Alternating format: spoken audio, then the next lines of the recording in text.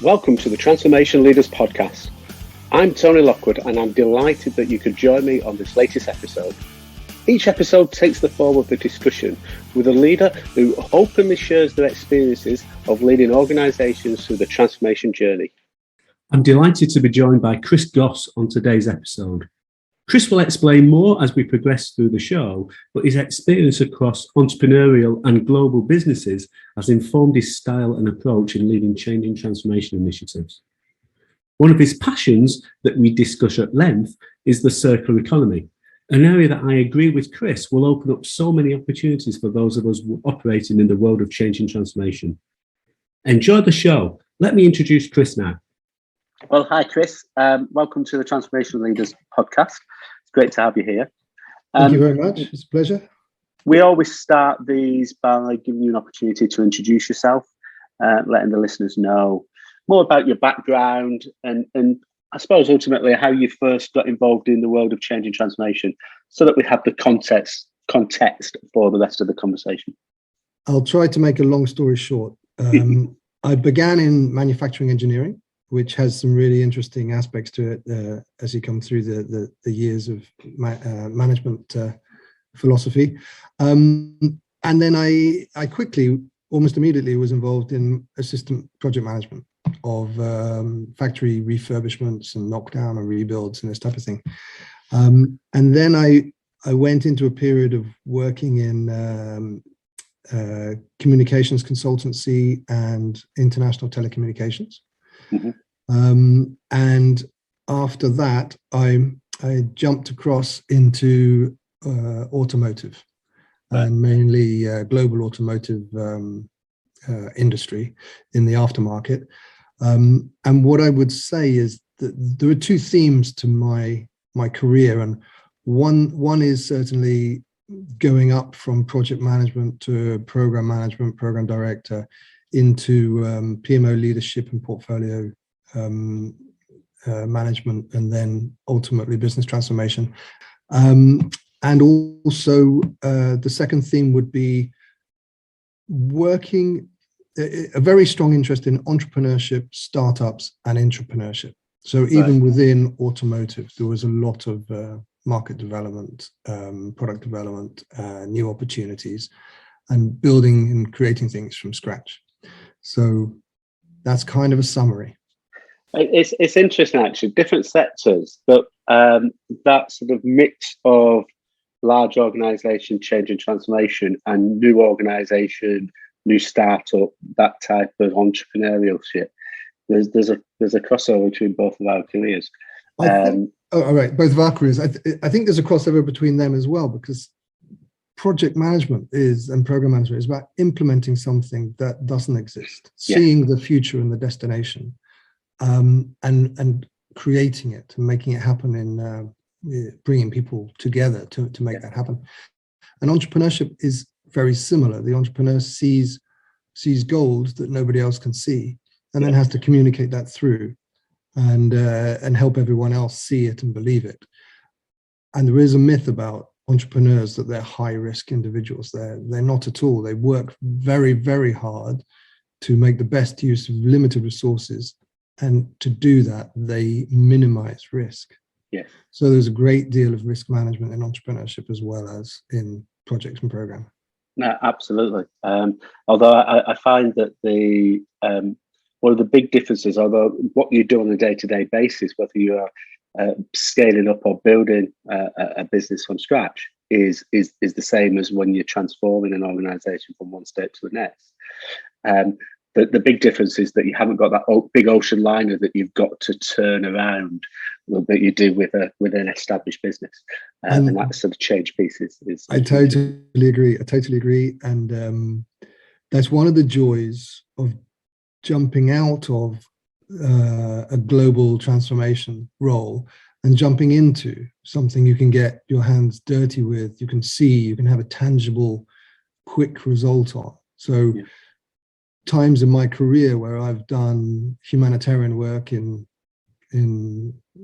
Darfur, in fact, which I can talk about as well, or I've worked in music festivals, which are startups, and tried to get nothing focuses the mind more than having 25,000 people arriving at a certain time on a certain day, and you have to keep them safe and get them processed. So absolutely, having that deadline, as you say, that deadline is that cliff edge that you don't want to approach, do you? So everyone wants to. It just absolutely focuses the mind. There's no failure allowed. No. But the serious aspect of this is the refresh.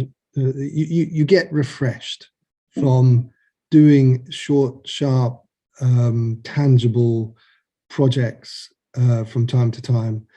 And then it allows you to take that entire business holistic view back into a major global organization and really understand people, their contributions, and all the functions of a business and how they need to work together. And that really is fundamental for business transformation, the business justification side. Yeah, well, I'll come back to that because I think it's an area that I'd like to explore a bit further. But the first question that we ask everybody who joins this podcast is, how do you define transformation? And it's a challenge. I know, working in project program, portfolio, all of this, setting a standard understanding of terms and processes is really important. However, there are so many banded around it. It's difficult, and business transformation is that. So I'm going to start by saying it depends where the organization is starting from, because business transformation can mean different things to different people. And what is a business transformation for company A may not be for company B. Mm-hmm. There are some wonderful images used of a caterpillar to a butterfly, or a tadpole to a frog, which is rarely ever used because it's not so pretty. That type of significant transformation, I think, is super rare.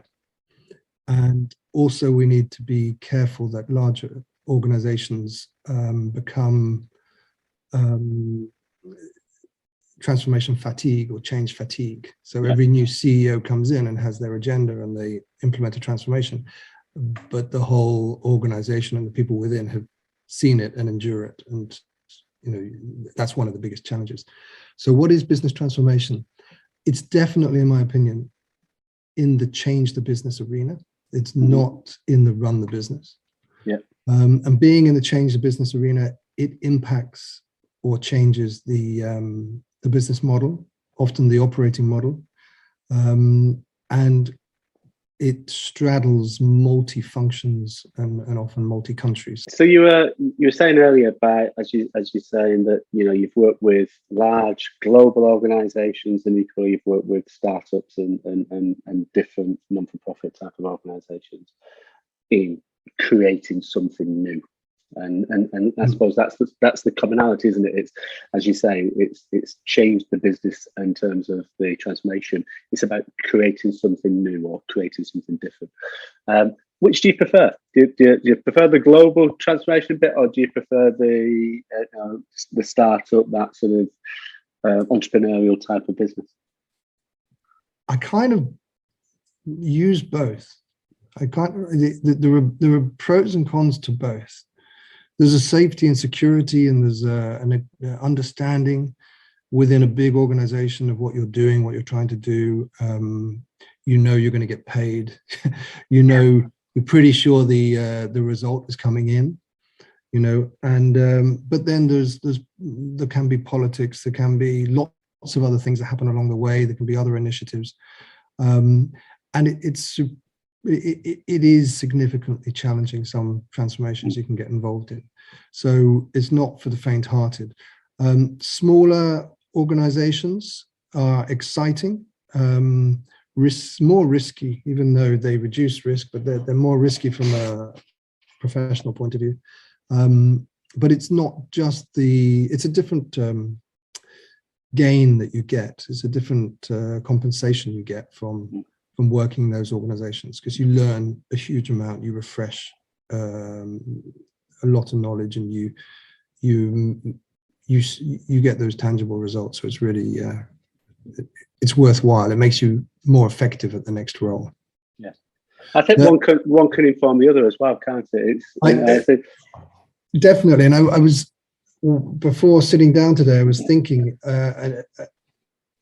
there's another yin and yang that I do, which is I enjoy recovery programs.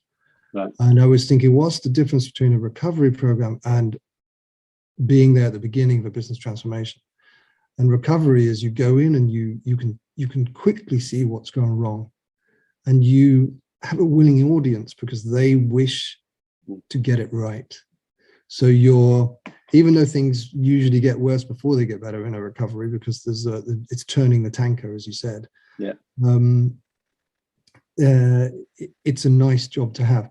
When you're running a business transformation in a large organization, it's a multi-year program, and you're doing it from scratch. You're the responsible for setting up those directions, those controls, the teams, the motivation, engagement. And it's always good to keep in mind, coming back to the tadpole and the frog, there's a saying that if you put a frog in cold water and boil it slowly, it will stay there and die. Yeah. But if you drop a frog in boiling water, which I'm not suggesting you do, it'll jump out. Yeah. But you are the one who sets those controls up and sets the program up. And the cadence and routine sometimes of running a long-term program, you might not be the best to see what's going wrong. Absolutely. So it's good to get, again, experience of both recovery and or setup and run. No, absolutely. And you're right, because one informs the other. The more you can get experience of what's gone wrong in programs that you've got brought in to recover, you can ensure that those things are put in place for programs that you've started at the start, from the start. And I think from what I find for those entrepreneurial businesses that are sort of scaling up very, very quickly, and the routine and the cadence and the rigor of managing that in a structured way is critical for their success. But equally, taking away all the politics, having an absolute clear direction and a committed go live date is lessons that you can take into more established organizations to ensure that they get the momentum as well. And I've found with my career, having that mix of and blend of roles has been really insightful, and I think has helped me to deliver more value to the clients I've been working with. I agree totally. It's really critical. And the other thing about, as you were saying, on the journey from taking a successful startup through to standard processes and repeatability and scale, often the entrepreneur is not the person to do that journey, because it's not their kick. And I know you work in, I think, the GC Index about defining different people's behaviors and personality traits and professional contributions. Then it's recognizing that. Yeah, absolutely. Yeah. And I think that's the sign of a good entrepreneur, isn't it? They know when to get out, and when to pass the baton, and when to pull in a professional management team. Entrepreneurs are interesting because you're not considered one until you've been successful. Yeah. But serial entrepreneurs, there's a lot of 10,000 hours to do and failed attempts before you achieve that. No, absolutely. I always remember a few years ago there was reading an article that was saying why are there so many entrepreneurs that just spring up, but when you actually look back, they haven't just sprung up. They've been working at it hard, failing at it for the last 10 years. But it only comes into the public conscious at the point where they become successful. The overnight success is really real. So you were saying earlier that, and I know from talking to you previously, a lot of what you've done in the past have been with global organizations, working in that global environment, taking those large organizations through transformation, whether that's in a recovery situation or whether it's taking them from the start. What additional complexities have you found within a driving change within a global environment? Yes, that's a good question. One thing you find is, in general, top teams whether they're all from one country or multinational. They're all professional, experienced, eager on delivering.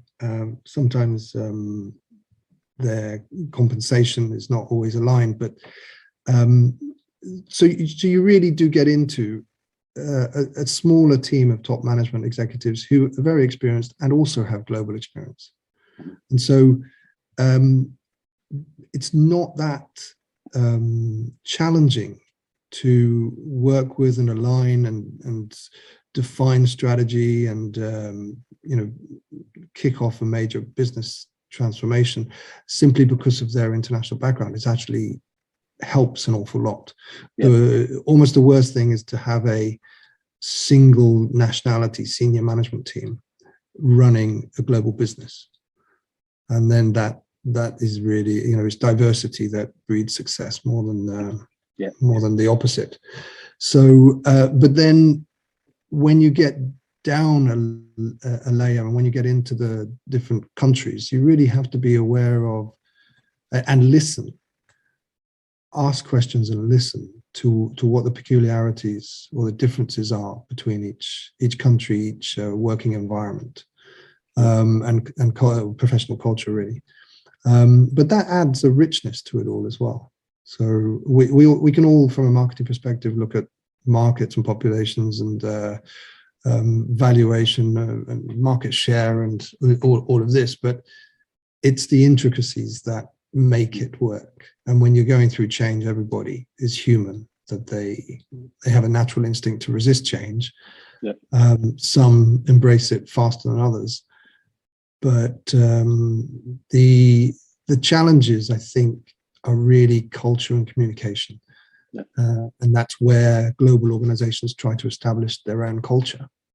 On that communication piece then, what have you learned that you can share with the audience around managing the different communications approaches to align with the different organizations or the different geographical locations or the nuances of the culture across a global organization? So the best thing when you're communicating the purpose of a new business transformation, you have to be aware of the background of perhaps fatigue or previous initiatives that may not have been so successful or may have tried to do this. So you have to be aware of the background. And then when you communicate, you have to be aware that you can't simply communicate only in your language, as you would to other people. So I'm British, communicating something professionally to British people is easier for me.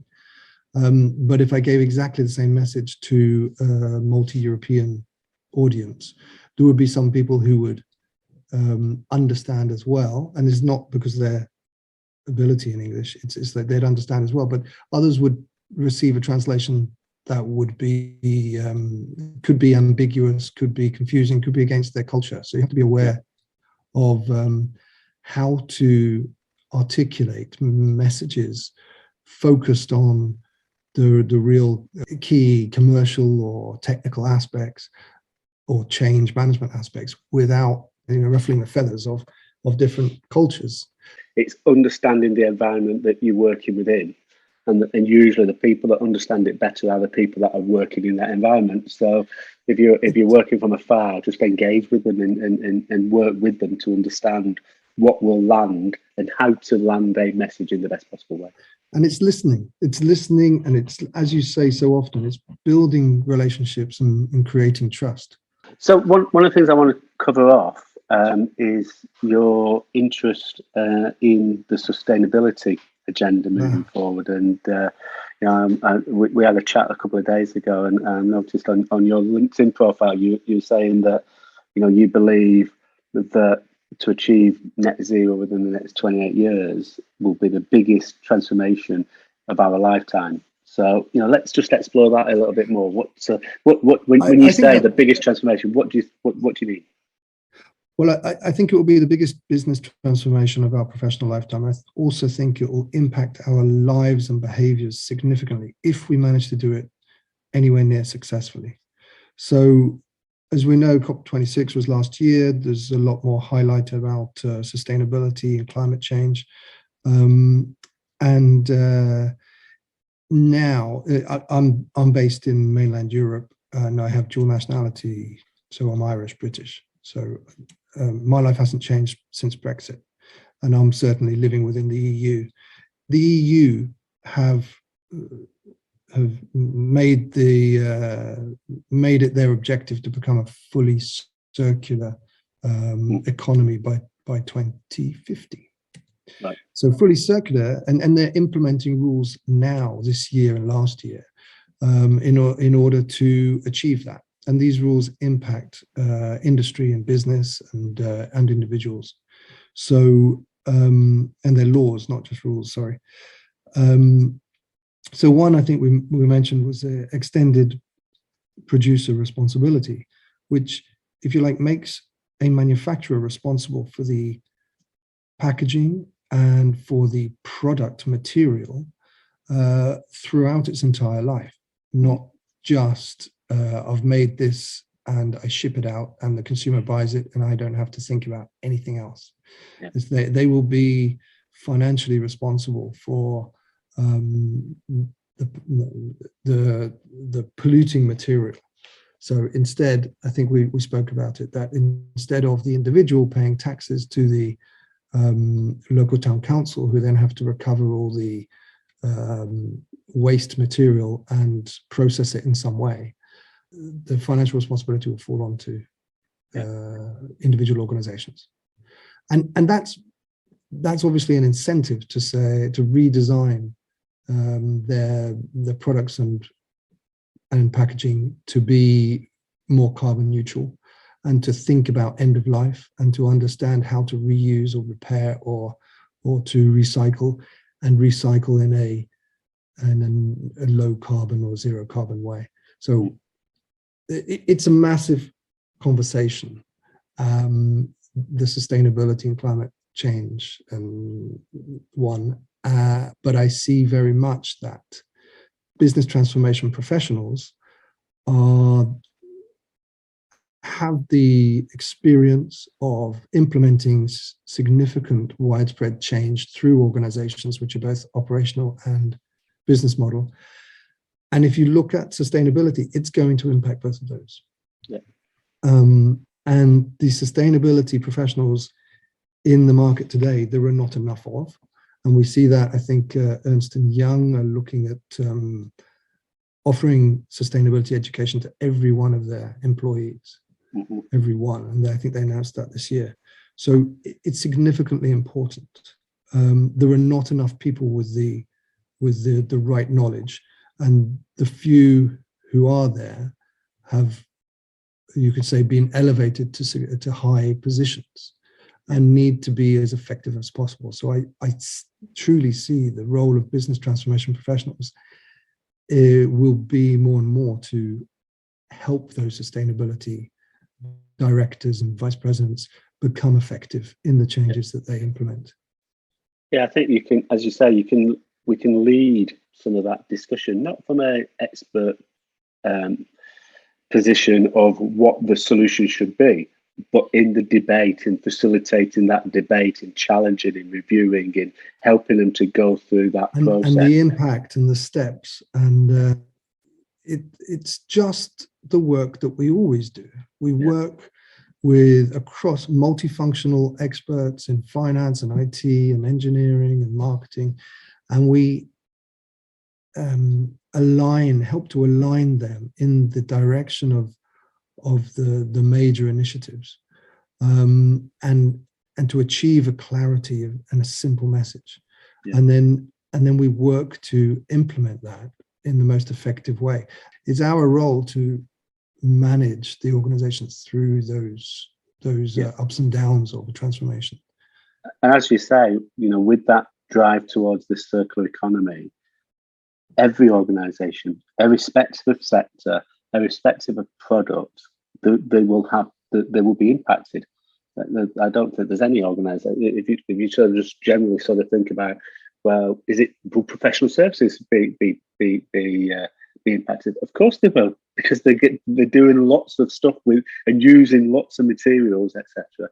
So there will be some sort of I heard recently that 25% of our electricity needs will be there to hold information, right, which might be emails, which might be whatever professional information you have, data. It can be your Instagram or your WhatsApp messages. 25% of the Western world's. That's frightening, isn't it? So service industries will also be affected. If you think of a product like this, it's a mouse. You can't see because it's all.